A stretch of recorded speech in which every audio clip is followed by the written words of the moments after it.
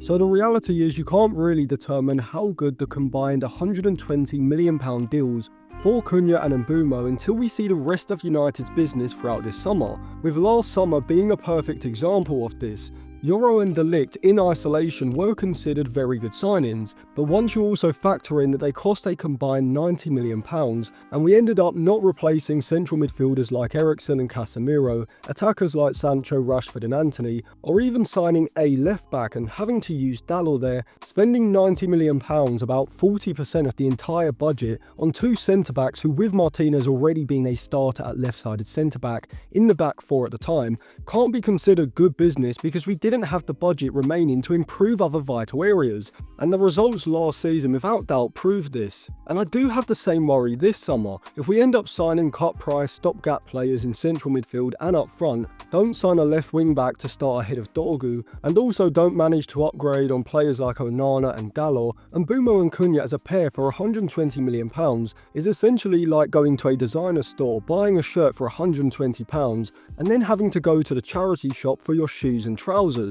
Ineos can't now use the excuse of we don't have enough money, we need to sell in order to buy, we have to wait until the end of the window, if they aren't able to go and bring in a top level central midfielder, a striker and a left wing back at bare minimum. And so in this series called the Transfer Window Diaries, I'm going to be continuously updating my opinions on who Manchester United should sign throughout the summer, with each episode leading on to the next. If you miss an episode, I'll stick them in a playlist so you can easily find them. But in this video, I'm going to be talking about who Manchester United should be targeting after Mbeumo and Cunha, specifically focusing on two central midfielders, a left wing back and a centre forward. But before I get into that, if you want to check out any cheap, good quality football jerseys, go over to jerseyfifa.co. They've got a variety of different current season and retro jerseys, including the new Manchester United releases for the upcoming season. They sent me over this 2006-2007 Manchester United white away shirt with Ronaldo 7 on the back, alongside this Zinedine Zidane Juventus shirt from the 1990s as well.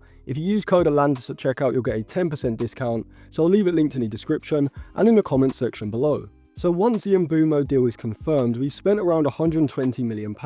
and added around £18 to £20 million to the wage bill, and so I'm going to assume that we are able to finance a significant proportion of those two deals without being reliant on selling players to cover it. Otherwise, it's highly likely that the budget isn't going to be there to bring in the quality we need elsewhere. Garnacho for 50 to 60 million, Rashford for around 30 million or some sort of loan deal where the finances are acceptable, Antony for between 30 up to maybe 35, Højlund for around 30, Casemiro hopefully for between 10 to 15, and his full wages off of the books, which would be possible if he was to go to Saudi Arabia, Sancho for around £20 million,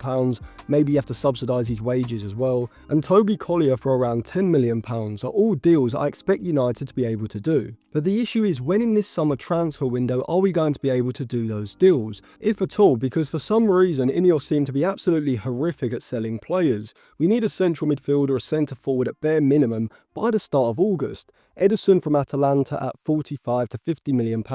or Kepran Thuram at 35 to 40 would be the central midfielders I'd go for. For centre forward there are three different options, Mateta, Retegui and Ferran Torres, and depending on the finances around each of those deals, any one of those three could be very good options, especially if we were able to get Ferran Torres on an initial loan deal for next season with an option to buy at the end of the season, maybe also sending Marcus Rashford on loan the other way if their move for Nico Williams was to fall through. But I'll come back to those three towards the end of the video, but first there were two fairly obvious signings that United should have been making right at the start of this video. Theo Hernandez was one of those players, but it looks like he's now going to Al Hilal. Originally, Atletico Madrid were quoted a fee in the region of €20 million for Theo, which is around £16 million,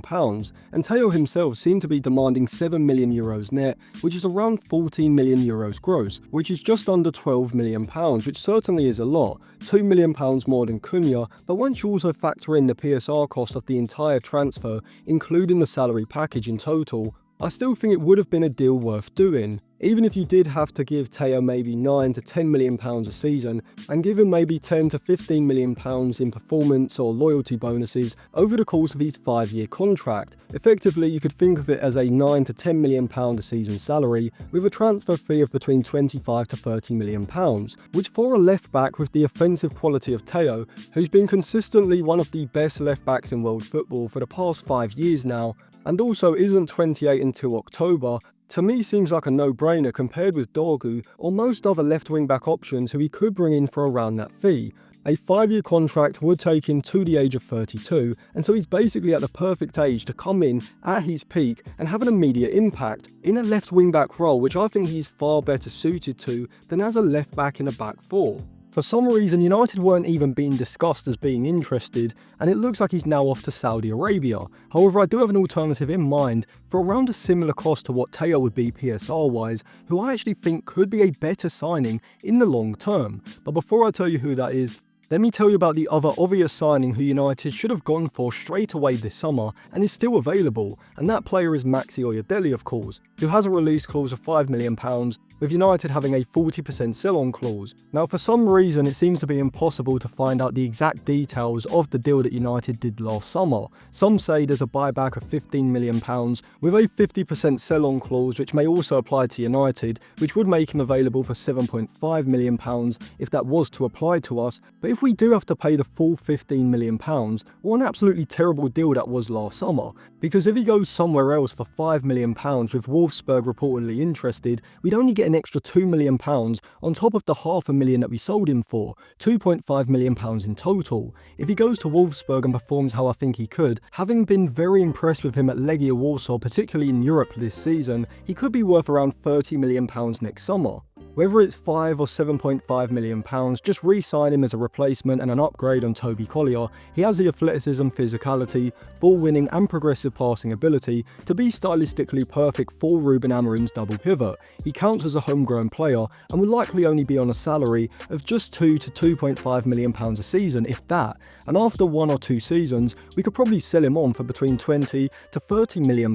and make a substantial profit. And that's if he's not good enough to be a squad player or even a starter in the future. It honestly baffles me how United haven't re-signed Oyedele already after not signing Alvaro Fernandez in January. If the reports on these sell-on and buyback clauses are correct, we could have re-signed both for less than £16 million. Teo Hernandez for £16 million on a lower salary of about £9 million from what he was demanding, adding on another £10 million or so to the transfer fee, and Oyedele for £5 to £7.5 million would have improved our starting 11 and the squad massively compared to the expenditure. But as an alternative option to Teo, I'd be all over Strasbourg's Diego Moreira. I analysed him in a video that I did on Malik Fofana. I'll leave that linked in the eye above in case you want to check it out. If we could get him for between £25 to £30 million, which, considering that Strasbourg only paid £1.7 million to sign him last summer from their sister club in the Blueco network, Chelsea, even with some sneaky buyback or sell-on clause that Chelsea have in the agreement, which they probably do have, should still be a fee that we could get him for. And considering his performances last season at Strasbourg, after being converted to a left-back, the individual ability and skill set he has, being a powerful ball carrier, a highly technical 1v1 dribbler, competent off of his weaker right foot, versatile enough to play from the right, as well as the physicality, athleticism and defensive capabilities that he's shown, I think Diego Moreira's potential as a wing-back is as high as Ahmad's on the other side, and higher than Dorgu's in that wing-back role. And whilst Dorgu would be the more defensively conservative option at left wing-back, Diego Moreira would be a perfect offensive alternative to Dorgu, giving Amorim 2 very good options at left wing-back. As for the centre-forward, I think it depends on who else United sign. For what Ruben Amorim seems to want, specifically in the build-up phase, an advanced target man like Mateta as an alternative to Gyökeres and Osimhen would be a stylistic fit because of his ability to receive direct long passes into his chest, feet or head with his back to goal on the halfway line and link play effectively. However, I am starting to like Matteo Retegui a lot more for 2 main reasons. The first is his goal-scoring ability, with his non-penalty XG and non-penalty goals output this season being around the same as players like Gyökeres and Lewandowski, with a sustainable non-penalty XG over performance, alongside his offensive aerial ability inside the box, which has seen him score almost as many headed goals as Harry Kane, slightly more than even someone like Alexander Sorloth, and substantially more than the likes of Gyökeres and Mateta, making him considerably more of a threat against deeper defensive blocks from crossing situations. But secondly, I think Retegui's ability to link play between the lines when receiving the ball with his back to goal, with short but simple and effective 1 and 2 touch layoffs, combined with his pace when looking to spin the presser on his back and drive goal side into the channel, or when looking to break in behind from wider positions between the fullback and centre back, gives him the sort of versatile skill set than neither Mateta or Gyökeres have, potentially allowing Amorim to use Cunha or Xerxes as a false 9 in that centre forward role, with one of Ahmad or Mbeumo from the right playing as split strikers with Retegui in those wide forward roles. I have covered the concept of using split strikers as well as a false 9 in my video on Ekitike and Goriri, so you can check that out after this video, but I'll also cover it in the next episode as well. So I'd go for Retegui if United could get him for between 40 to 45 million, if not Mateta for 35 million with 5 to 10 million pounds in add-ons, alongside Ferran Torres on an 8 million pound season-long loan with an option to buy of around 32 million pounds next summer would be ideal if it was possible, as Ferran Torres could be used even more effectively than Retegui anywhere across that front three, giving Amorim greater squad depth and a lot more tactical variety. So let me know what you think of the transfers I've suggested, and give me some questions to answer in the next episode. If you want to check out any cheap, good quality football jerseys, go over to jerseyfever.co. You can use code Atlantis at checkout for a 10% discount. I'll leave it linked in the description and in the comment section below. And if you want to check out any of the plot graphs or any of my articles, you can sign up to my Patreon for a 7-day free trial. I'll leave it linked on the end screen now as well.